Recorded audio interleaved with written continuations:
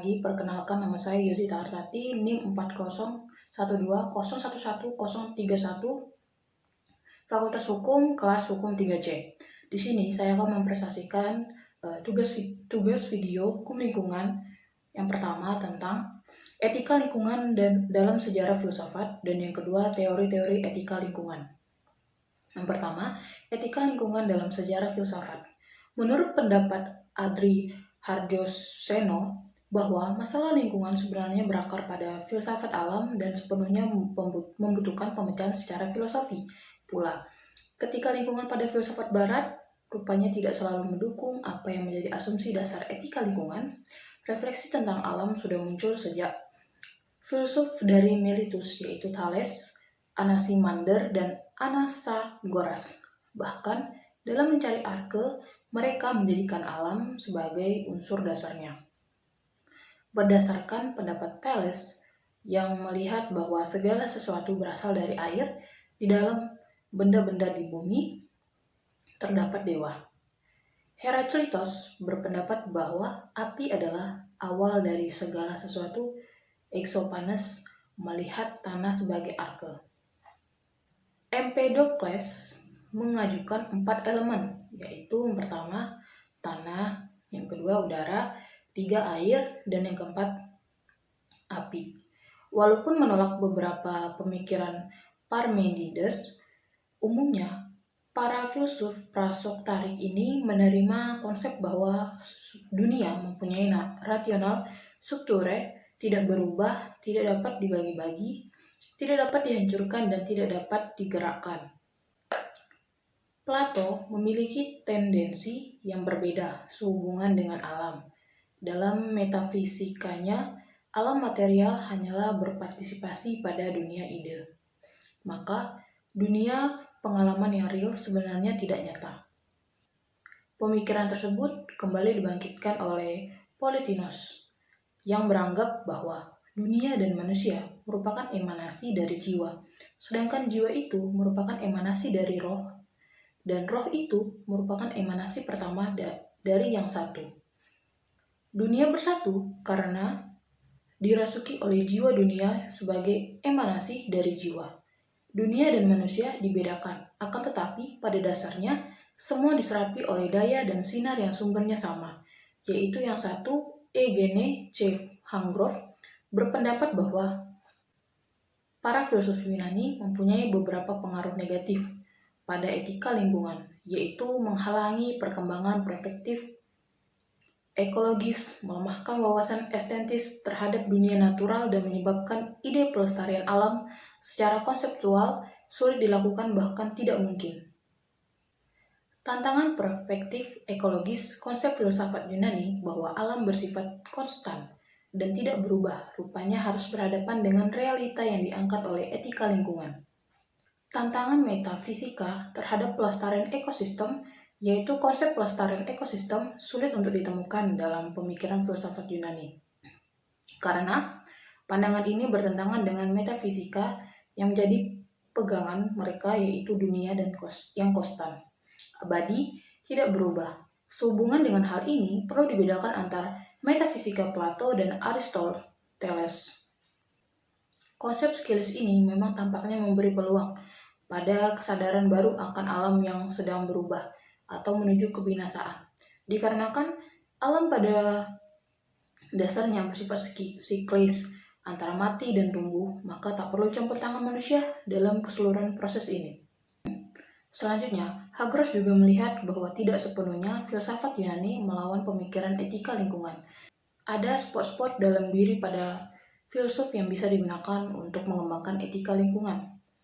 Etika lingkungan jelas harus berterima kasih kepada Aristoteles yang menghargai observasi material. Pohon harus dilihat sebagai pohon dan bukan cepat-cepat mencari substansi di baliknya. Pada meteorologi, maka Aristoteles juga sudah memperhatikan gejala perubahan lingkungan secara geologis, terutama dalam kasus Sungai Nil di Mesir. Walaupun tidak banyak diangkat, Theocritus, murid Aristoteles, sudah mengajukan pemikiran revolusioner tentang keberadaan organisme di bumi. Ia menggugat konsep Aristoteles gurunya bahwa segala organisme mempunyai keterarahan pada manusia. Menurut Theophrastus, setiap organisme mempunyai telos tersendiri. Pandangan Theophrastus ini menjadi dasar bagi etika lingkungan bahwa manusia bukan Tuhan atas segala ciptaan. Manusia hanyalah bagian dari sebuah komunitas kehidupan. Tantangan filsafat modern sehubungan dengan alam yaitu problem filsafat modern bukanlah apakah alam itu ada, tetapi bagaimana mengetahui alam. Pemikiran René Descartes perlu dikedepankan karena Descartes melihat bahwa dunia mempunyai sifat korporeal dan inkorporeal.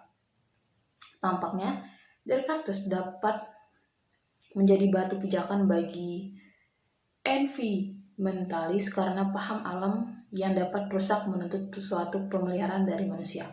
Tetapi konsepnya tentang Tuhan yang terus berkarya dan menyelesaikan masalah-masalah dunia membuat pelestarian alam seakan-akan berada di luar kontrol manusia. Oleh karena itu, bagi environmentalis, sisi teoris Descartes ini cenderung ditinggalkan.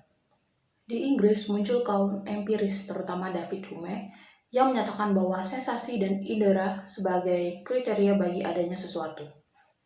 Terlepas dari itu, dikatakan oleh Odum, menakar sumbangan filsafat pada etika lingkungan, maka kaum environmentalis mengakui bahwa filsafat sejak Yunani sampai modern memang tidak banyak memberi dasar pada etika lingkungan, bahkan cenderung bersebaran dalam pandangan terhadap alam. Dari skeptisisme terhadap realitas fisik dan konsep alam yang tidak dapat rusak, jelas bertabrakan dengan paham baru yang ingin ditonjolkan oleh kaum environmentalis tentang dimensi estetis dari materi dan alam yang sedang berubah. Filsafat sosial dan politis pun tidak menyentuh sisi pelestarian alam ini. Misalnya pandangan John Locke tentang tanah yang menjadi puncak nilai guna ketika digunakan oleh negara untuk kepentingannya. Andri Handojoseno mengatakan bahwa tantangan tersebut bagi etika lingkungan tidak harus diartikan bahwa etika ini telah kehilangan nilai filosofinya, karena tidak banyak didukung oleh tradisi pemikiran sebelumnya. Justru etika lingkungan ini menunjukkan lubang besar dalam sejarah filsafat yang tidak pernah digali dan direfleksikan. Lubang besar itu bagi kaum environmentalis ditunjukkan dalam sikap manusia yang merasa sebagai raja atas seluruh ekosistem yang secara menyedihkan telah menyebabkan ekosistem pelan-pelan kehilangan nilai estetisnya dan melulu menjadi objek kepentingan manusia. Disinilah etika lingkungan memberikan sumbangan dalam seluruh pemikiran filsafat dewasa ini dan sekaligus menjadi tantangan para ahli filsafat. Selanjutnya, materi yang kedua adalah teori-teori etika lingkungan. Etika lingkungan adalah suatu disiplin ilmu tersendiri yang membicarakan hubungan antara manusia dengan lingkungannya, juga tidak terlepas dari perhatiannya terhadap status moral makhluk hidup atau biotis dan tidak hidup atau ambiotis. Sebagai sebuah disiplin ilmu tersendiri, teori etika lingkungan sangat berkembang di negara-negara barat. Hal ini dikatakan karena isu-isu lingkungan sudah sangat vokal terdengar dan bahaya dari kerusakan lingkungan juga telah dirasakan oleh kebanyakan manusia di dunia ini. Sebagai etika terapan, maka disiplin ini memberikan harapan bagi perbaikan lingkungan dari aspek moral manusia yang dijadikan memelihara totalitas ekosistem jagat raya, di mana manusia menjadi bagian integral yang tidak mungkin dipisahkan. Etika lingkungan menjadi bagian dari telaah filsafat yang mempunyai objek formal adalah lingkungan hidup, dikenal sebagai filsafat lingkungan. Di sini banyak menyinggung persoalan cara berpikir dan berbuat manusia yang salah kaprah terhadap lingkungan hidupnya. Ada moral baru yang ditawarkan dalam filsafat lingkungan, yaitu tidak hanya moral manusia, tetapi moral alam semesta harus dijadikan pertimbangan dalam bertindak. Menurut Eliot dan sejalan dengan pendapat Keraf, ada beberapa teori tentang etika lingkungan yang umum berkembang saat ini, yaitu diantaranya 1. Animal centrisme. Pandangan ini mengatakan bahwa perhatian moral seharusnya tidak terbatas pada manusia, tetapi juga harus mencakup seluruh dunia hewan. Yang kedua, biosentrisme. Teori ini mengatakan makhluk hidup itu hanya memerlukan pertimbangan moral, bukan hanya manusia. Walaupun harus selalu dikaitkan kepada kepentingan manusia dan hewan, tetapi juga mencakup tumbuh-tumbuhan, ganggang, organisme bersel satu, dan mungkin juga termasuk bakteri dan virus. 3. Teori nilai intrisi menyatakan bahwa nilai adalah suatu kualitas yang berharga, patut dimiliki oleh manusia, sebab menunjukkan kesempurnaan atau kebaikan teori. Ini menyeratkan bahwa hanya manusialah yang memiliki nilai intrinsik atau nilai yang terdapat dalam diri sesuatu. 4. Antroposentrisme. Teori ini memandang bahwa manusia merupakan pusat dari sistem alam semesta.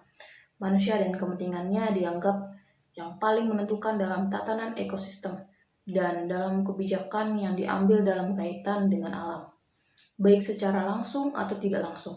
Nilai tertinggi adalah manusia yang kepentingannya. Yang kelima, ekosentrisme adalah teori moral lingkungan yang implementasinya seringkali bercorak mementingkan kesejahteraan manusia. Terlepas dari itu, etika ini mengusahakan keseimbangan antara kepentingan individu dengan kepentingan keseluruhan dalam ekosistem.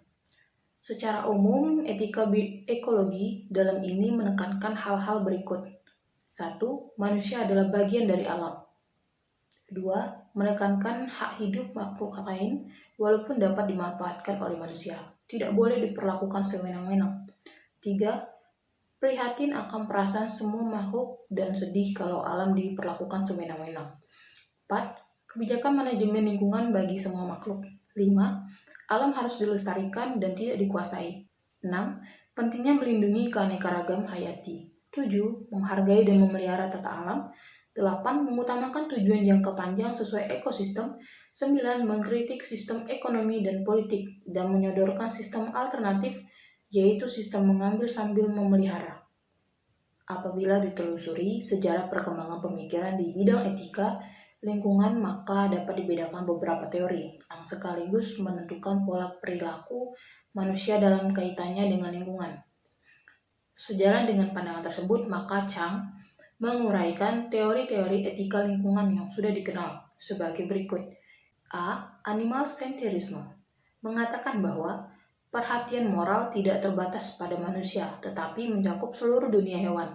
Ada anggapan bahwa manusia mempunyai kecenderungan genetik untuk menyukai keanekaragaman hayati, yang disebut dengan biofilia, yang menjadi gaya hidup berburu dan mengumpul. Kebiasaan ini sudah ada beribu-ribu tahun yang lalu sebelum adanya masyarakat bertani. B. Biosentrisme. Teori ini mengatakan bahwa makhluk hidup ini bukan hanya diberikan pertimbangan moral, walaupun selalu dikaitkan kepada kepentingan manusia dan hewan, tetapi juga mencakup tumbuh-tumbuhan, ganggang organisme, bersel satu, dan mungkin juga termasuk bakteri dan virus. Teori ini cukup rumit karena kita harus memberikan definisi terhadap apa itu hidup. Menurut teori ini, semua makhluk hidup perlu manusia. Dalam bentuk ekstrim, teori ini mengatakan bahwa hidup dalam setiap makhluk ciptaan Tuhan memiliki makna moral yang sama. 3. Teori nilai intrinsik yang menyatakan bahwa nilai adalah suatu kualitas yang berharga, patut dimiliki oleh manusia sebab menunjukkan kesempurnaan atau kebaikan.